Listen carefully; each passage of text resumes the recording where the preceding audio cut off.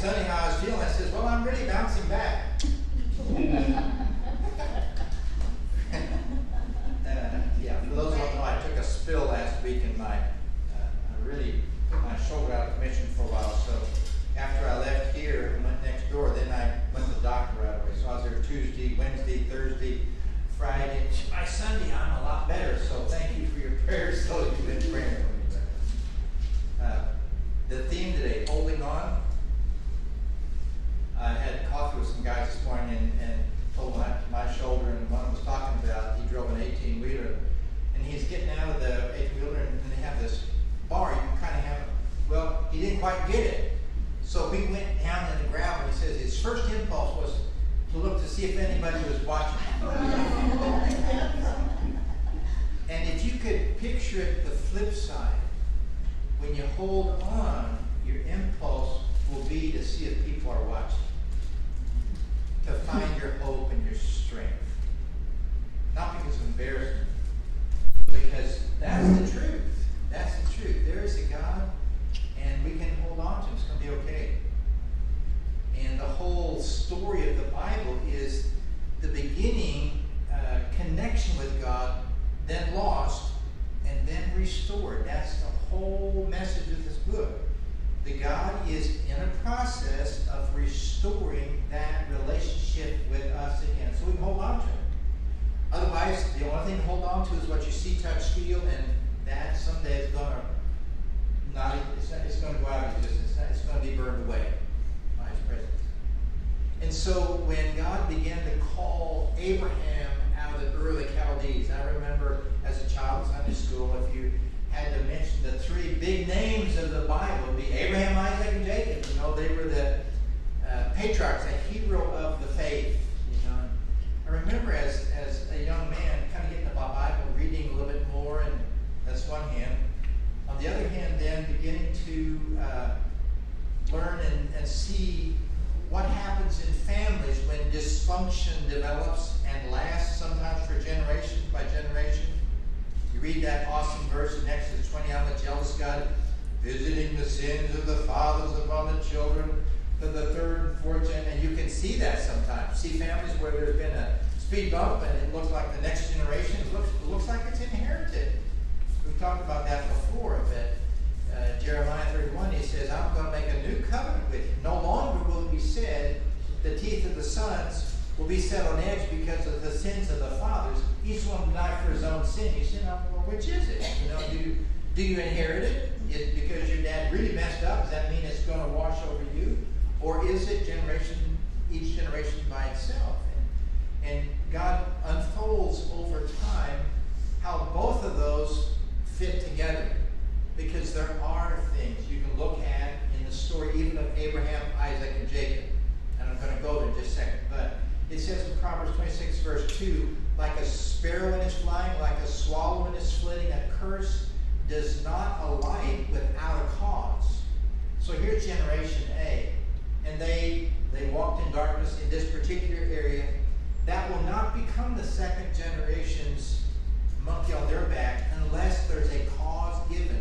And Jesus says it like this, Matthew 7, verse 1, don't judge, lest you be judged. For as you judge, so shall it be dealt to you in like kind. Which means God has come to restore any man of anything over any generation. If that's not dealt with, and if it's reacted to, then it's still in play. This ball is still active, so you struggle for it. And so God says, when you see things, it's not because I'm being punitive towards generations. I'm just letting you know that if you see it and you see it, it means you got it. If you see it, it just bumps on down. But he has always from the beginning said, there will be a way. I will provide a way. If you hold on to me, you know how to do that in a practical way. I'll provide a way to get free so that the teeth of the sons will not be set on edge because of the sins of the fathers.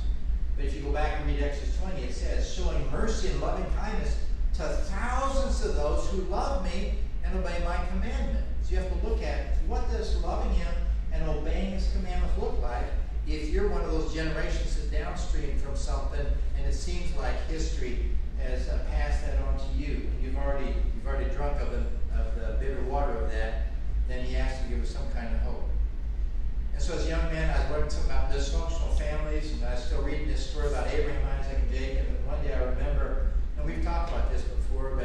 here's Abraham, and he says, food short here, gonna go south, you're good looking, then it might kill me to get you, let's just say you're my sister. And it was sort of a half-truth, because she was his half-sister, and I thought, that wasn't real good, Abraham. And then he did it a second time. And then Isaac does it. You say, oh dear. And so here's Abraham and Isaac, and then Jacob has two sons, and he favors the one and doesn't like the other one. Mom favors the other one, doesn't like the one. And I don't care how you describe that, that's what we would call dysfunctional family. Right? And I really got it one day. I thought, okay, what God's saying is, I am the God of Abraham, Isaac, and Jacob. He wasn't saying, I am the God of the heroes of the faith who've lived life well and never made mistakes. What he was saying was, I am the God of a whole several generations of dysfunctional people, and I'll show you a way to freedom. So here's Abraham, Isaac, and Jacob. Now I want to connect that history to what I just said about God saying, I will provide a way for you regardless. So here's Abraham, Isaac, and Jacob. And you know the story. Isaac loved Esau, and we've talked about this story before, favored that son, his mother favored Jacob. And there had been a prophetic word that the older would serve the younger. When it came time for, even though Esau had sold his birthright, he was looking forward to getting the blessing of the firstborn son. And that's what Jacob and his mother deceived his father into doing, giving it to Jacob instead of Esau. Esau's angry, Jacob leaves, and on the way away, God speaks a word to Jacob of a promise. Jacob didn't comprehend it and didn't embrace it, because it's always the God of my father Abraham, the God of my father Isaac, never his own God. But God had told him, I'm going to go with you, I'm going to bless you, I'm going to keep you, I'm going to take care of you, I'm going to bring you back home again. And so basically, when Jacob got up, he named that place to the rock up, which was his pillow, and called it Bethel, the house of God. It says, surely God was in this place, and I didn't realize it. Didn't put his trust in it yet, because when he gets to where his mother's people, he continues to wrestle with his brother, sneaky, deceived him for his blessing of the firstborn son. He meets a father-in-law, Laban, who does the same thing towards him, changes his wages 10 times, trying to snooker him, get ahead of him. And God kept blessing Jacob. And you can see two things going on. You can see God blessing Jacob. No matter what Laban did, God blessed Jacob. But you see Jacob doing some weird kind of things. If he was going to inherit, if his wages was, he was going to receive the striped sheep, he would go and put sticks in front of the watering troughs. So when the ewes would come there and breed, they'd give birth to stripe. I mean, it had nothing to do with any of that. I've heard people talk about the science behind that. It's all hooey. God was going to bless Jacob because God was going to bless Jacob and let him wrestle with life long enough until he would finally hit the thing in life that was bigger than he was. And so God blesses Jacob. Laban changes his wages. He blesses Jacob again. And finally Jacob says, I'm tired of this. So he told his wives, he said, we need to get, and the wife says, we're with you. So he takes off. 3 days later, Laban gets the message that Jacob has left. He goes and chases him down. He's angry. He says, why didn't you leave me? He says, well, I was afraid you'd take my family by force. And then Laban says, well, you didn't have to steal my family's idols, my gods, because the beloved wife, Rachel, had stolen the family idols, and she hid them under the camel's saddle. And so Jacob throws a gauntlet out at him, says, well, find the person, whoever it is, they died. Looked everywhere except under the saddle, because Rachel said, excuse me, Dad, I'm having my period, so you don't mind if I don't get up. So that's what it says. And so she didn't get up, so she got away with that. But if you'll listen carefully to the text, when Joshua is coming into the land, he appeals to Israel to put aside the foreign gods that are among you. They brought gods with them from wherever, whenever. It's amazing how those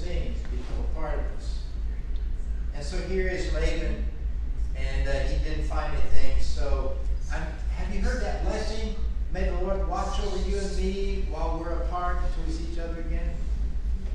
Originally, that was not a blessing. That was what Laban and Jacob said to each other as they were parting.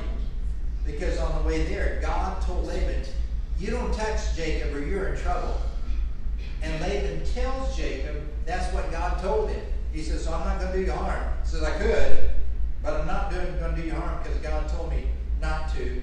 And so they make this pact. Okay, may the Lord watch over you and me while we're apart. So that was the word spoken, that God would protect Laban from Jacob and Jacob from Laban. It wasn't really a blessing. Now you can say that today, it's a blessing, and that's okay. God can redeem anything. But on the way home then is when Jacob has his wrestling match with God. Wrestling with his dad, wrestling with his brother, his mother, wrestling with Laban, wrestling with his wages.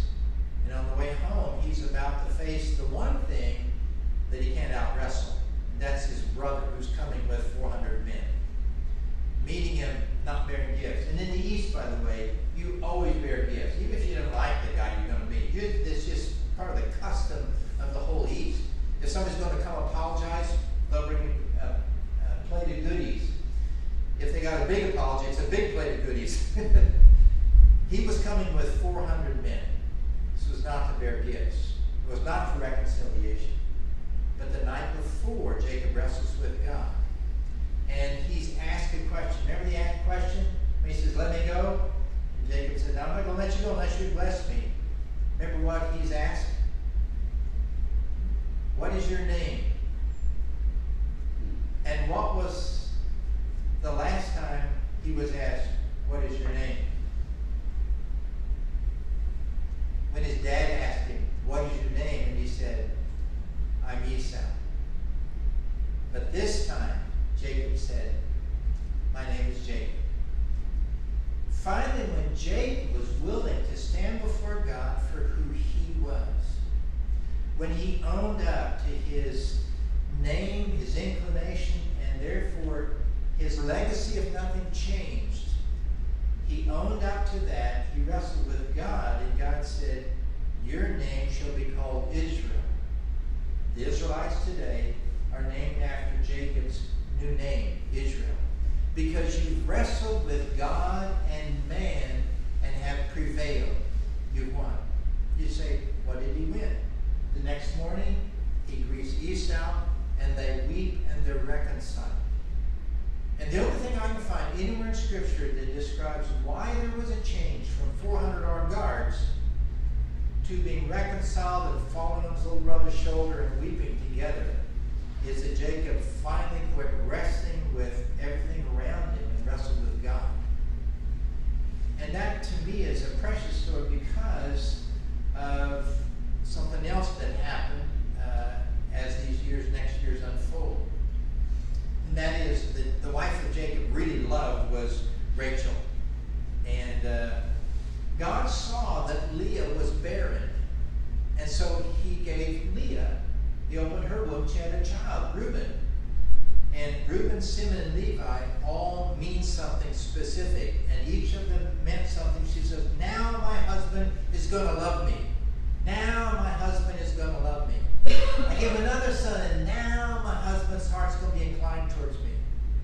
But it didn't happen. And then she named her fourth son. Remember what she named her fourth son? She said, now I'm going to praise God. So she named him Judah. She quit wrestling with her husband and wrestled with God. Meanwhile, the loved wife, remember her? God finally opened her womb. She had a son, Joseph. And then on the trip home, she dies in childbirth. And she, in her dying breath, names his son Benoni, which means the son of my trouble, son of my grief, son of pain. The father said, no, we're going to name him Benjamin, son of my right hand. So his name was Benjamin, not Benoni. And then Jacob, when he is about to die, he says, I want you to bury me where in the cave of Machpelah, which Abraham bought from Ephraim the Hittite. I want you to bury me there where Abraham and Sarah are buried. Where Isaac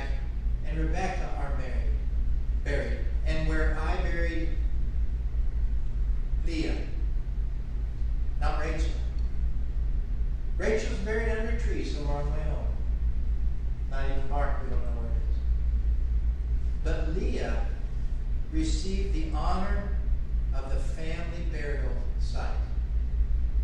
And I believe that Jacob and Leah both represent those who finally quit wrestling with everything around them and begin to wrestle with God. And if I look at Abraham, Isaac, and Jacob, it doesn't continue to go on. It doesn't even say Judah. Abraham, Isaac. Because I believe in that story is God's way of saying, doesn't matter how many generations of Christians you've had in your family, if you've had those dysfunctional ripples down through your family, any generation that's willing to stand before God and say, you know, this is me. My name is Jacob. My name is sneaky. My name is deceiver. And quit resting with things that are around you to change things for you.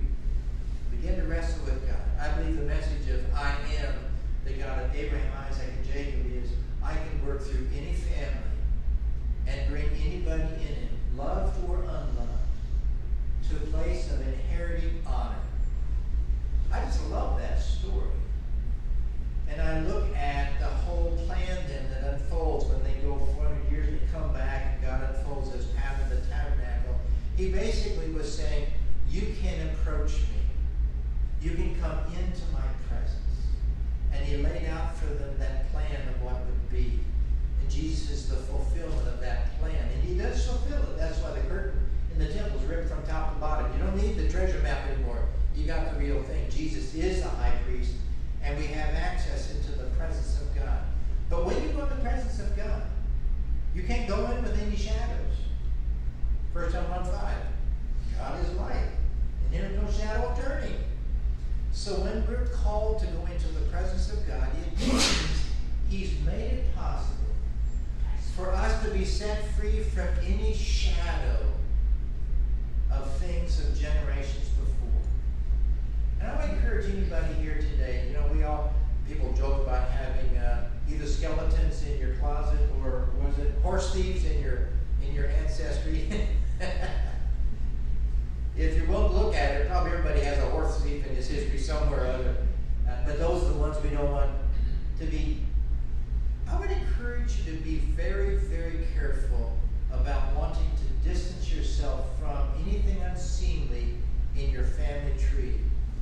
And I would encourage you rather to do this, to say, Lord, if there's anything that has not been broken off our family lineage that's evidenced in the history of our family, I ask that you'd show me Abraham, Isaac, and Jacob and Leah received freedom that they didn't have because they quit wrestling with these things and wrestled with you. And for your sake, and for the sake of the legacy that you leave, to be willing to wrestle with what otherwise would be those things that we tend to feel somewhat shameful about. The things you wouldn't want on your resume. The things you wouldn't want published. Paul says, when he asked God to remove a thorn in the flesh, that was not something nice, by the way. It was a messenger of Satan. Okay, he asked God to remove it. God said no. And God told him why. He says, my grace is sufficient for you, for my strength is perfected in your weakness. And so Paul says, therefore, I will all the more gladly what? Rejoice in my weakness. When the church gets to the place where it's willing to wrestle with God about its weakness, hey, we're home free. When we run from it, when we hide from it, that's like Jacob, all the way from Bethel until finally he comes on the way back home and he wrestles with God. And the very thing God promised him is going to do, he did. Our freedom doesn't come from our trying to distance ourselves from things of the past, either our own or our family of history, family of origin. It comes from wrestling with God so that those things that may have come downstream and we may have reacted to them, so the monkey's arm on our back, that doesn't make any difference. I've learned this little saying in our tribe. We say the law can never save you. gospel can never condemn you. Jesus is gospel. He's good news. He's the good news that he is the answer for all the bad news. That's what the gospel means. It's good news. So we don't ever have to be concerned about anything unseemly that the Lord has shown us about us or our family. Remember the story Jesus tells of the parable of the wise man and the foolish man? It says the wise man built his house upon the rock. The foolish man built his house upon the sand. Storm came. The man who built his house on the sand washed away. The storm came. The man who built his house on the rock, the house stood firm. In one of the Gospels, it specifically says the man who built his house on the rock dug deep. The lots were side by side. They were both down in Galveston. And when the hurricane, I remember going down there one time after a hurricane, and here's this beautiful beach home, and then they poured cement under the beach home. Well, here was the cement, and here was the sand gone under the patio. The thing was just kind of a little tilted like that, you know. Well, when the sands won't hold you, the rock will. But between here and that rock, don't run from and certainly don't ignore the things that really are going to be washed away. Don't run from your shadows, either yours or your family's.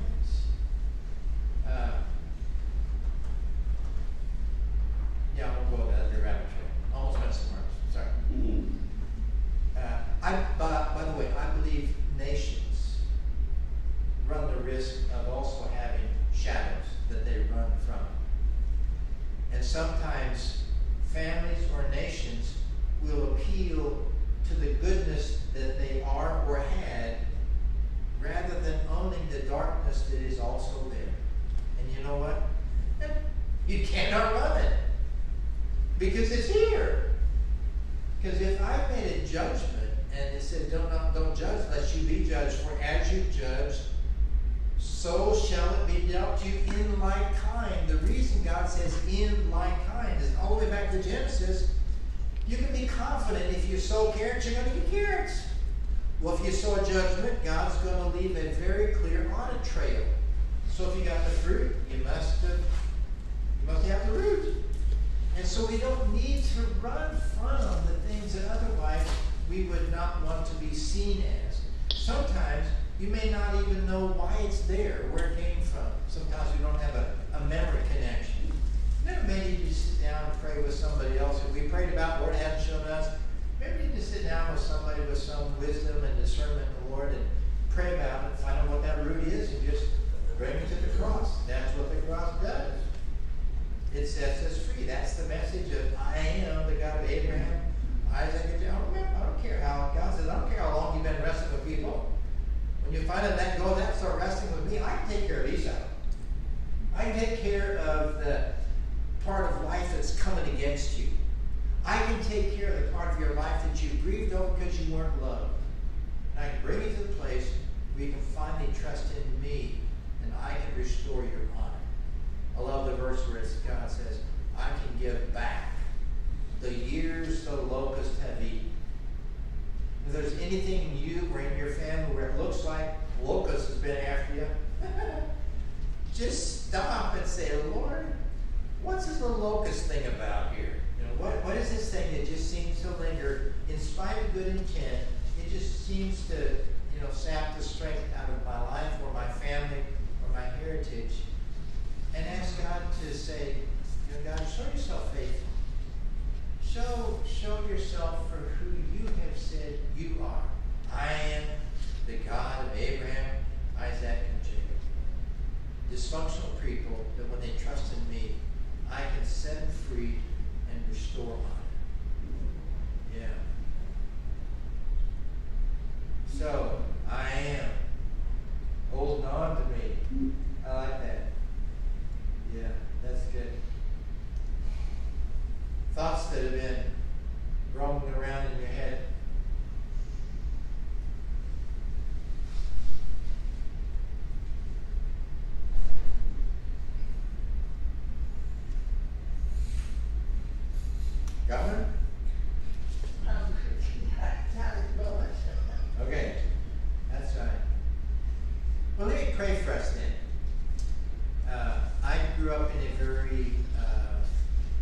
I grew up in a culture that was probably a generation older than the rest of my culture around me. I grew up in a real rural German community, and that was really good for me.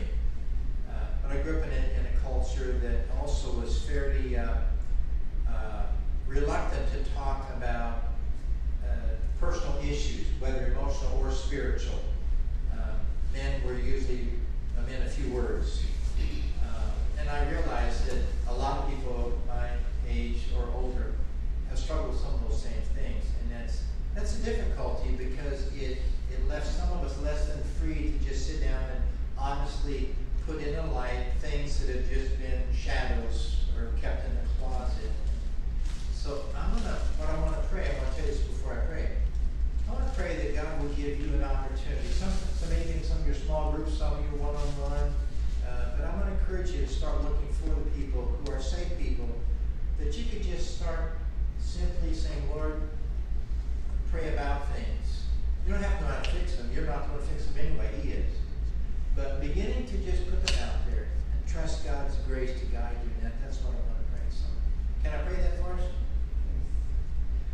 Lord, I thank you so much for this place of safety on Brook Street in Sugarland. Thank you, Lord, that you've gathered other people here with us. I thank you that this is one of those places that you've chosen to establish your name. And I thank you, Lord, that as you bring us together and as we walk in the light together, you create relationships and places where we can actually trust that when the darkness comes to the light, it's not for the purpose of embarrassment. It's for the purpose of freedom, of being redeemed, being restored, being reconciled, being set free. You said that you came that we might have life and that we might have it in abundance. That when we know the truth will set us free. And Lord, any area of our life where there's been a lingering reluctance to bring something into the light, I ask, Lord, that you'd provide for us here or wherever else we have close and safe spiritual relationships, that we can find the opportunity to just begin to pray about things that you have already come and lifted off of us and paid for in your cross to purchase our freedom. But Jacob didn't get his freedom as long as he's wrestling with those things. He finally got his freedom when he wrestled with you. Leah couldn't get her love when she's wrestling with Jacob. She finally got her love and her honor when she wrestled with you. And ask, Lord, you provide that opportunity for us here to wrestle with you with the help of safe people around us. And I pray, Lord Jesus, in your name. Amen.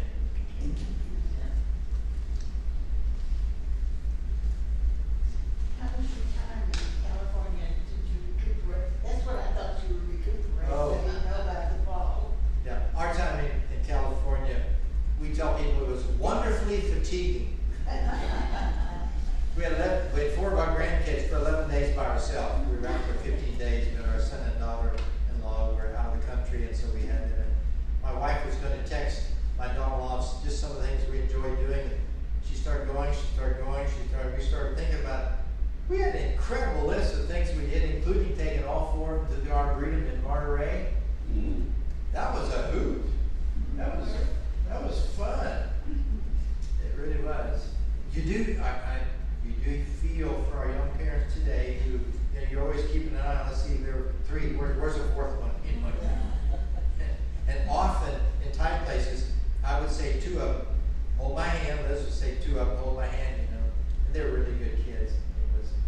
What are their ages? Hannah's 7, and I sent on pictures of some people. She went to a sewing class at 7, and she sewed her own dress. Gathered skirt, sewn top and bottom, and she had a fashion show. She's 7, the boys are both 5, we're twins, and Sadie, who is 3, is the oldest in the bunch. If you know what I mean. They had a picture of the first day of school, the 3 older kids are standing with smiles and backpack, and there's Sadie with her hands on the ground. She's drowning. And I thought to myself, I said, so she wanted to go to school? And Lisa texted back, no, she wanted to be the one who took the picture. So she has mom full time now, which would be good for her and for mom. Yes, 'Cause yes. it's, yeah, it was really a very rewarding, wonderful trip. It's one of those things you gotta come home and take a vacation